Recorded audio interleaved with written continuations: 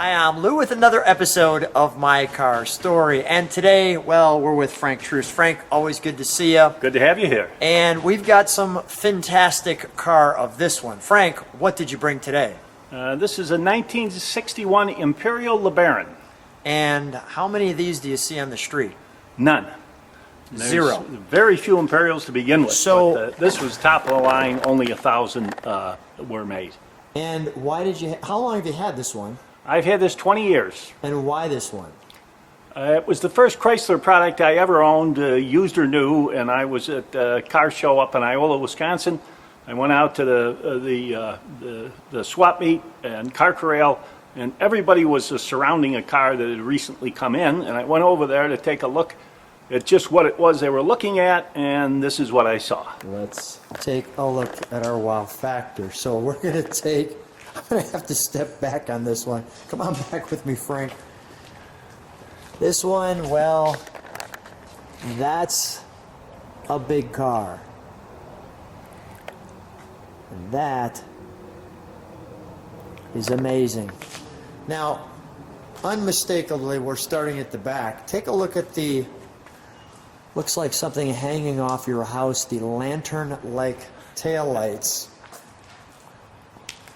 You talk about fins. That's a fin. Well, there was always a controversy what car had the highest fins. Usually credit goes to the 59 Cadillacs, but these 61 Imperials would have been close. It's really hard to tell for sure. You could measure them, but it's a question of who's got the newest springs in the back. Gotcha. So I see the word Imperial there. Let me step back far enough where we can take all that in. Well, you can see, I mean, first of all, this looks like a diplomat's car. This is amazing. This is top-of-the-line stuff. Yes, I think one thing that maybe held their sales back somewhat in 1961, although Imperials were never big sellers, the styling was a bit over the top. And people that bought expensive cars back then, as is now, tended to be somewhat conservative. And there's nothing about this car that's conservative. And that is going to be important. You can see air conditioning in the back. And although we're going to open the trunk in a second, I just want to feature some of the pieces there. That's a wonderful piece right there. An interesting note on that emblem, it's cloisonné, and it was classified by the government as jewelry. At that time they had an excise tax on jewelry, and so for every one of those used, Chrysler had to pay a certain amount to the Treasury. Is that right? Yes, that's correct. Look at the turn on the windshield. I just want to show that rough line because that is unique and special. There's a blue tinting to the glass, which you can see. Well, there's a lot of glass on the cars, and usually back then, if you ordered a car with air conditioning, you would order it with full tinted glass, or at least you'd have the windshield tinted. Look at this is, by the way, an electric side window. There, as you can see, that's open. Yeah, you have to wonder why someone would require an electric motor to open that little tiny piece of glass. Wow. But you didn't see a lot of them that were ordered that way. Normally it's going to be the top-of-the-line model, and even on this it wasn't standard. So, okay, what options, and I'm going to, again, some of the things, I'm just putting my fingers back there so you can see the uniqueness even of these. Well, that hubcap was specific to the model. The other lesser 61 Imperials had a different hubcap. They didn't have that raised ring. You see the eagle in the center. Yes. There's eagles all over this car, both stylized and more traditional looking. You see, I can put my hand back there. Yeah, so Virgil Exner was a designer. This was one of his swan song vehicles, and his thinking was with the freestanding headlights and freestanding taillights, it was a throwback to the classic era where all the cars had freestanding headlights and taillights. So he must have thought it was a genius idea. Well, it wasn't received in a huge way. But it did, in my opinion, it's the most outlandishly styled post-war car because it touches like that. Wow. Let me just stand back one more time and see if I can get all of that in. Because that's a heck of a car there. People comment about how large it is, but in fact, all the cars back in this era, from 57 to 63, 4, they were all large. A lot of families, they only had one car. You really couldn't sell a car that wouldn't seat 6 people. Even if you bought a Chevrolet, Yeah. it might have been 1.5 feet shorter than this. And there you have another stylized eagle on the back. You can see there's a piece of brass that they've overlaid the chrome That's great. piece on. Let's open up the... This, I might add, this was an option. Virgil Exner loved these faux spare tires. In 1960, they came out with a Valiant, and Chrysler did, and every one of the cars had one of these. On the other lines, it was usually an option. There you go again with the Eagle. A lot of people ask, is the spare tire underneath here? Yeah. Well, seems like kind of a silly question, but I guess it's logical. And of course, no, you couldn't lift the trunk lid if that spare tire was bolted onto it. We have some trunk treats in this one. The trunk itself is a treat. I mean, easily both of us could fit in there and have a nice conversation. There's the underside of that. But let's go right to, you've got your jack here. And here's something unique. What do we have here, Frank? Well, that always catches people's attention. This car had the optional dual air conditioning that Chrysler offered. On Chryslers and Imperials, I'm not sure about other models. So they had a condenser and a blower in the front and the back.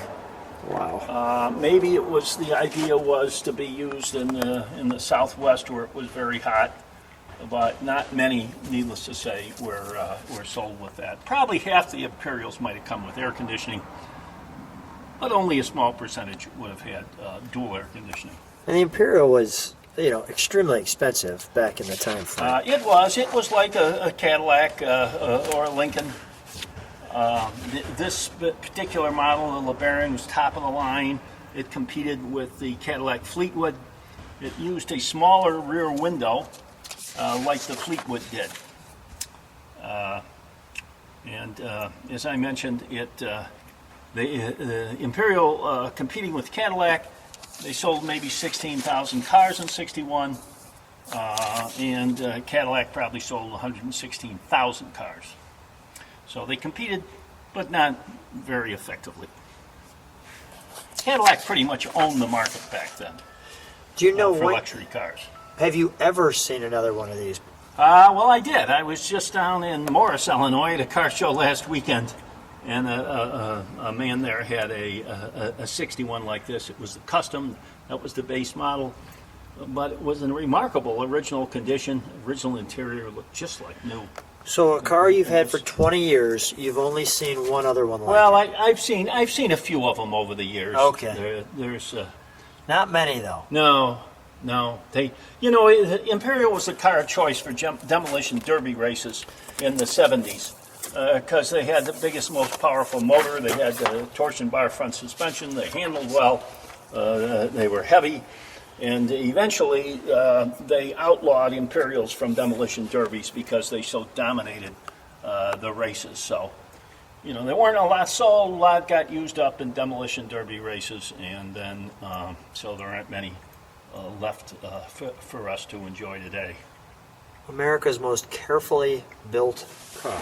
Yes, that was their slogan, and the reason I think they were carefully built, they had their own assembly line, their own plant, is they weren't selling many, so they had plenty of time to put them together. Time to put them together, since they weren't selling many.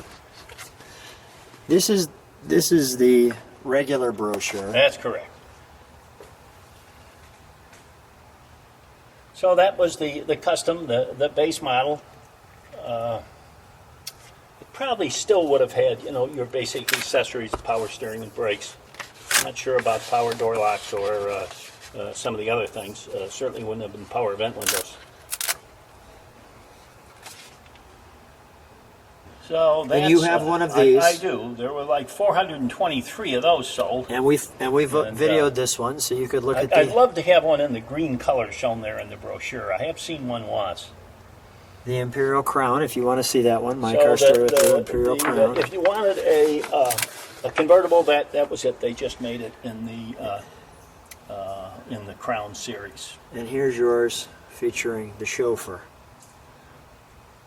That's correct. Most of these had wool and leather interiors.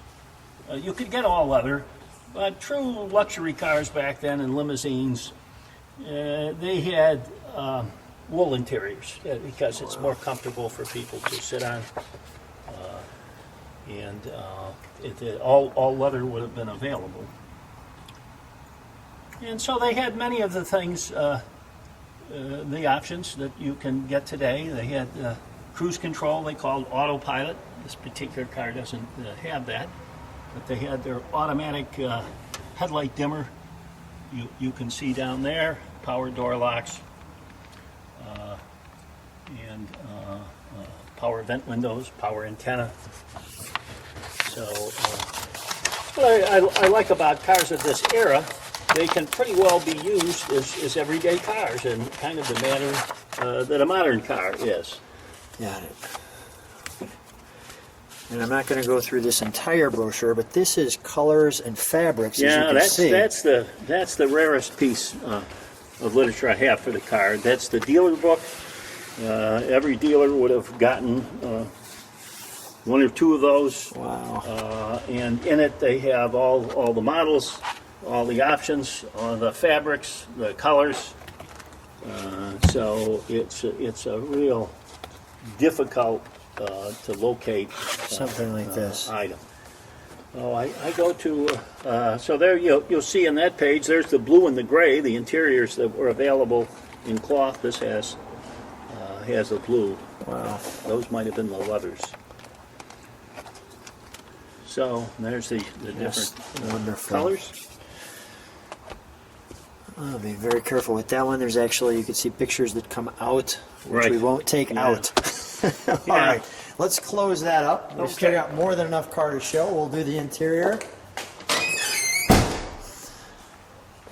So the interior, let's open both doors for just a second. 'Cause Now, my the seat on this is all the way back, the front seat, and you can see the amount of room back there. So this is a great weddings and funeral car. I think I'm using it more for funerals these days, but for weddings, it makes it ideal. It's easy for the bride to get in and out. The four-door hardtop with a tall roof, she can wave to people. And let me just let So- people take in that. Wow. it's the only four-door I have, other than a '39 Studebaker, and it's nice to have. Sometimes I take people out. It's easy to get in and out of the back seat. Is this a door lock? What is that right there? That would be the door lock. The door lock. Yes. Okay. You And know, another that's thing on these cars, the Chrysler was the first one to come out with these curved side windows.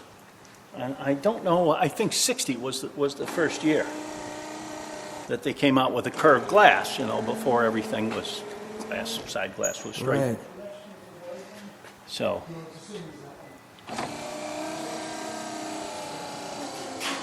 by the way, if you have an old car, if the window is moving slow, Yeah. that window needs adjustment. It's binding.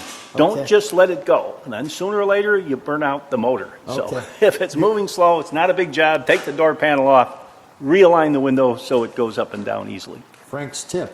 Yeah. All right, so let me take a look. We're greeted with the word Imperial here.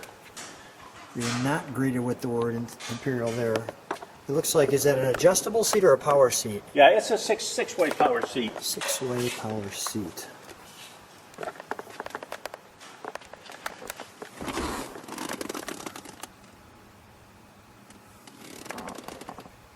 There's So your it was interesting. I kind of traced the ownership of the car back as best I could.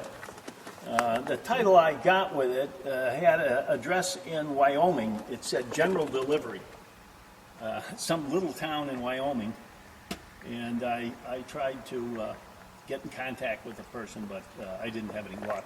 I did not realize you can send somebody a letter, General Delivery, to the town that they live in, and the people can go to the post office and pick up their letter if they know it's there. It surrounds the driver, this instrumentation here. And I'm curious, you've got two buttons down here. Usually one's a high beam. Yes. What's the other one? Well, it's got a seek and scan radio. So you can press the other button and the radio moves over to the next station. Really? With your foot? Yes, that's correct. And here's our seek and scan radio. So most of the cars offered those radios by 61. I don't know if anybody, I don't know how many manufacturers though also put a button on the floor that you could press to advance those. Yeah, now you know they put them all in the steering column. Right. People will ask about that steering wheel, about the fact that it is rectangular, what the thinking was. It's hard to be sure, but I have read that then it doesn't block the view of the instruments. Another idea, it was easier to slide in and out, and the bottom of the wheel wouldn't rub on the lady's fur coat. Gotcha. So I do know initially they offered a round wheel as an option. They didn't know how well received the rectangular wheel would be, but I've never seen one with a round wheel. Gotcha. I might add, this car, until a few years ago, there was a crack in the steering wheel. Most of these plastic wheels tend to crack at the top and bottom. Yeah. And I've always said you can find any part for any car if you look hard enough and long enough, and sure enough, I spotted one on eBay. Congratulations. And it was blue, you know. That's even better. Let's open the hood, shall we? So I was bargaining with the man, and he said, well, where are you going to see another one? And I said to him, well, where are you going to find someone that wants one? We finally came to an agreement. The negotiations. All right. That is awesome. Well, usually to get a plastic wheel redone, it's like about $1,500 to have them recast. Yeah. And I think I was somewhat under that on my new one. Congrats. You see the word special.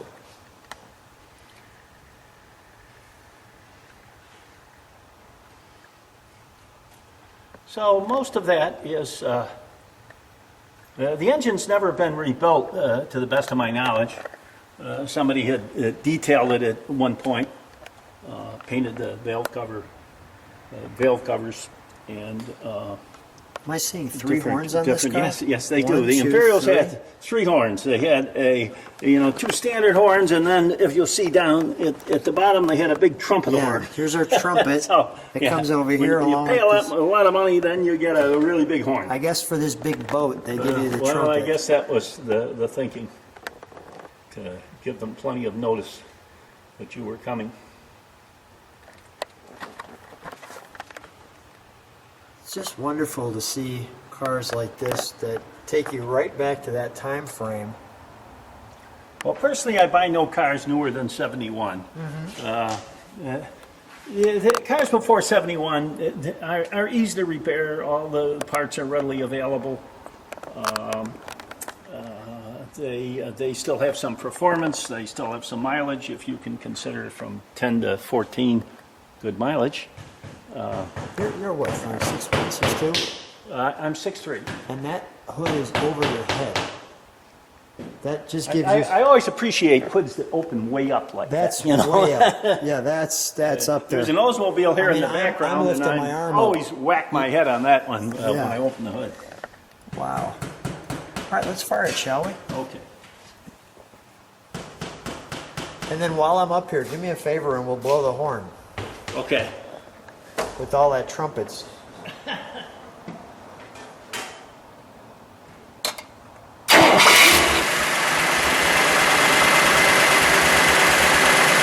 that horn. That is a boat horn.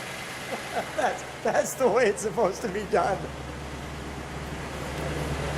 Frank, could you step on the brake lights for a second?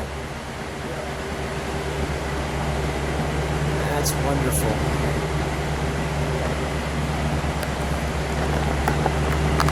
We got dual exhaust. Go ahead, give it a rev.